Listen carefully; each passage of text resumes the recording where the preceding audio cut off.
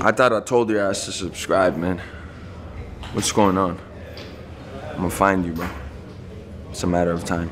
Just fucking hit the subscribe, like, and share button. All that shit.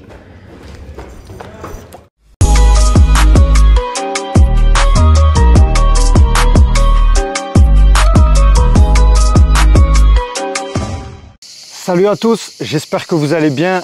Bienvenue sur After Fight. On se retrouve pour une nouvelle vidéo. On va parler de la dinguerie.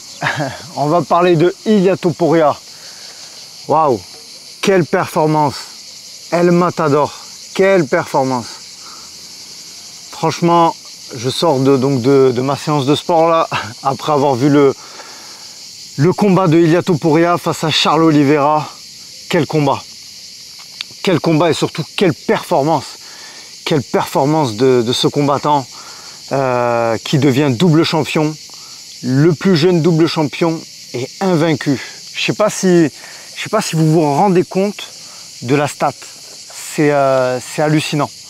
C'est hallucinant dans une époque où le niveau du MMA est quand même très élevé. Moi je me prends des bouts de bois. C'est dangereux, il y a des oiseaux juste au-dessus, c'est dangereux.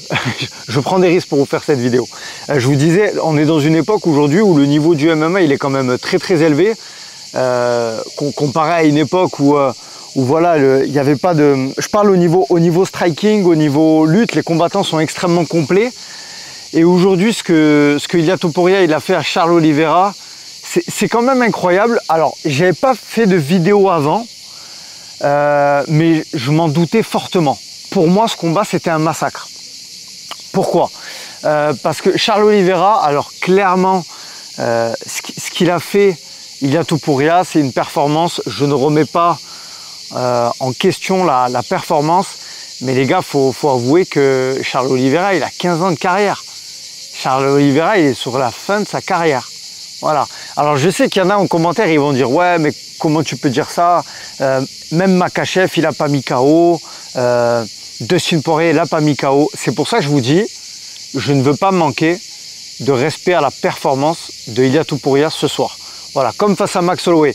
Mais l'argument de dire que ces combattants-là, c'est l'ancienne génération, ça s'entend. Ok? Donc voilà. Mais en tout cas, ça n'enlève en rien à ce magnifique KO qu'il a mis. Moi, je le savais, hein, j'en avais parlé en privé. J'avais dit il allait le laisser au sol. Clairement, Ilia Topuria, il a la foudre dans les poings. Ce qui est marrant, c'est que je trouve qu'au début, on a l'impression que quand il affronte Volka, quand il affronte Max Holloway, il dit les choses avant le combat pour se convaincre. Là, aujourd'hui, quand il disait qu'il allait mettre KO Charles Oliveira, on le croit. Clairement, on le croit. On sait aujourd'hui, il a le power, il a une belle boxe. Pas au niveau d'aller affronter Canelo, je reprends ses propos qu'il a dit, mais quand même, franchement, moi j'adore. Moi j'adore. Les gars, je vous le dis clairement, je suis dans le train Ilia Topuria. Il y avait des craintes hein, parce qu'il avait fait un combat en 70 kg face à Jay Herbert là, et il avait montré des faiblesses. Mais en fait, j'ai envie de dire, c'est un combattant qui a énormément progressé. On peut le voir aussi au tout début de sa carrière. Comme il le dit, c'est la nouvelle génération. Il est extrêmement complet. Franchement, on pouvait dire oui, si on le met au sol. Les gars, au sol, d'ailleurs, ça s'est vu. Ça a été le game plan de Charles Oliveira. Il l'a collé, il l'a amené en cage contrôle, il l'a amené à la cage, il l'a amené au sol. Il n'a pas réussi à le maintenir. Il s'est relevé. Voilà, il est trop fort. Il est complet.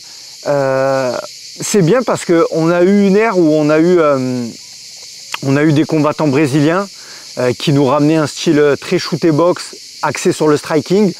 Après, bon, on a eu l'ère Conor, on a eu aussi cette vague de combattants du Caucase qui ont ramené cette lutte.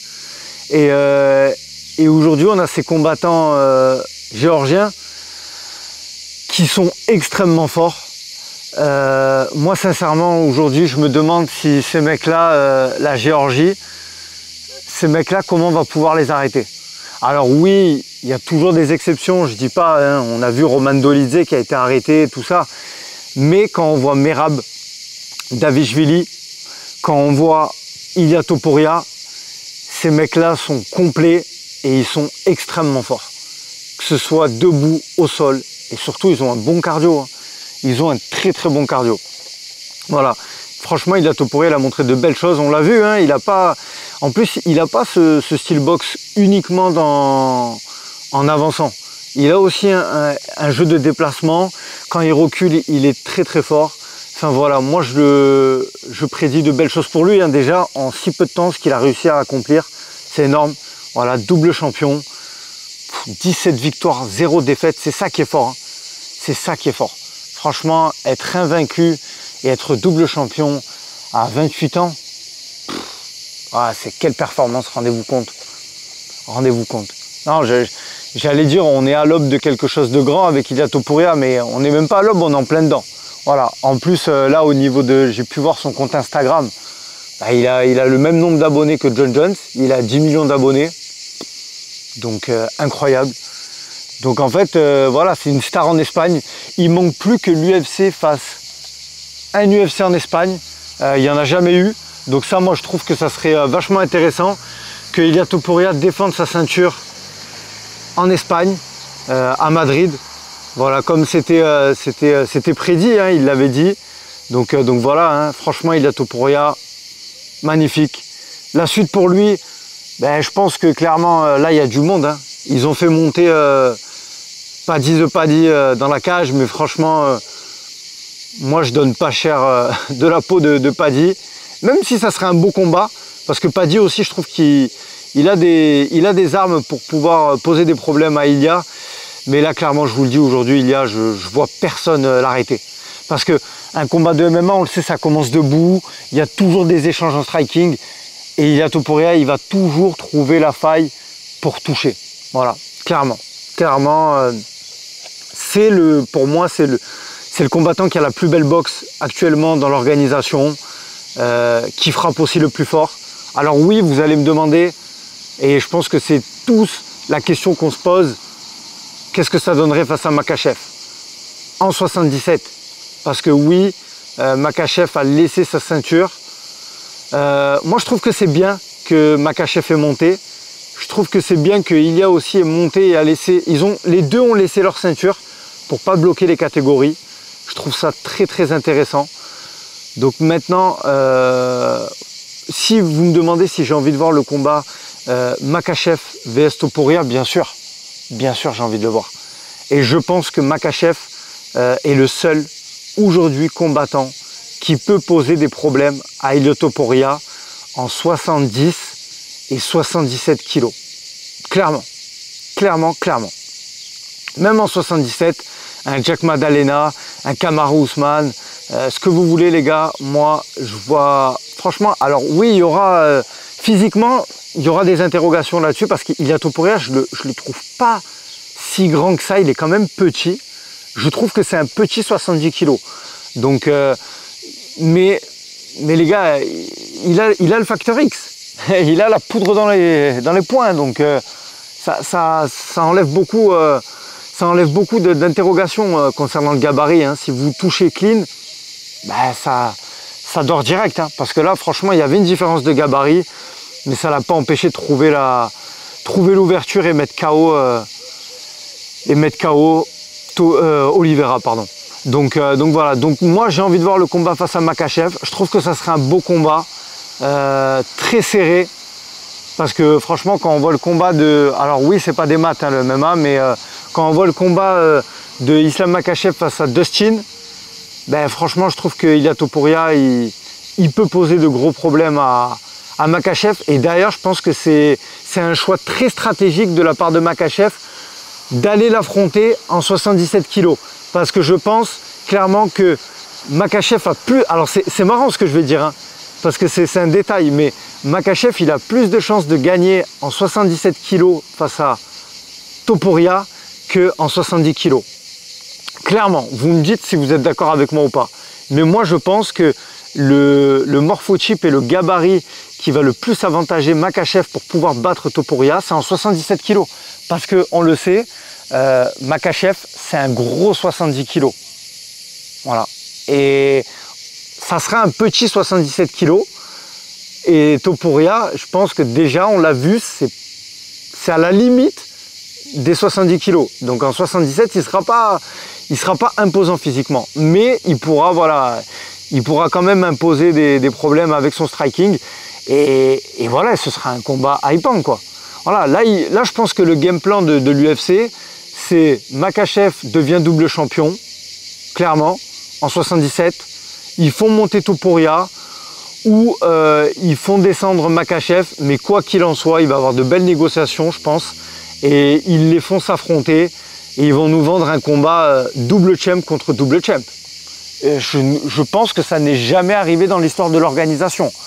En plus, voilà, deux combattants du Caucase, Ilia Topuria invaincu, la star un petit peu, il nous fait penser à Conor, même si j'aime pas trop la comparaison, hein, parce que j'ai eu cette discussion avec un ami en privé, mais oui, Ilia Topuria, il s'est inspiré de Conor McGregor sur les tatouages, tout ça, mais on voit que dans la cage, ils n'ont pas du tout le même style, c'est pas du tout la même aura, c'est pas la même époque, donc moi j'aime pas trop comparer, je trouve qu'ils sont quand même différents, même si oui, il y a des similitudes avec les tatouages, ça clairement on peut pas le renier, mais qui de cette génération-là ne s'est pas inspiré de Conor McGregor, clairement.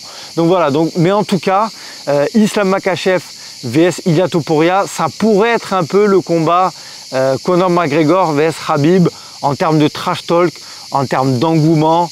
Voilà, je pense qu'il y aurait vraiment un beau combat et c'est pour ça que je pense que l'organisation de l'UFC, Dana White, est en train de monter la sauce petit à petit et ils n'ont pas voulu les faire s'affronter trop vite.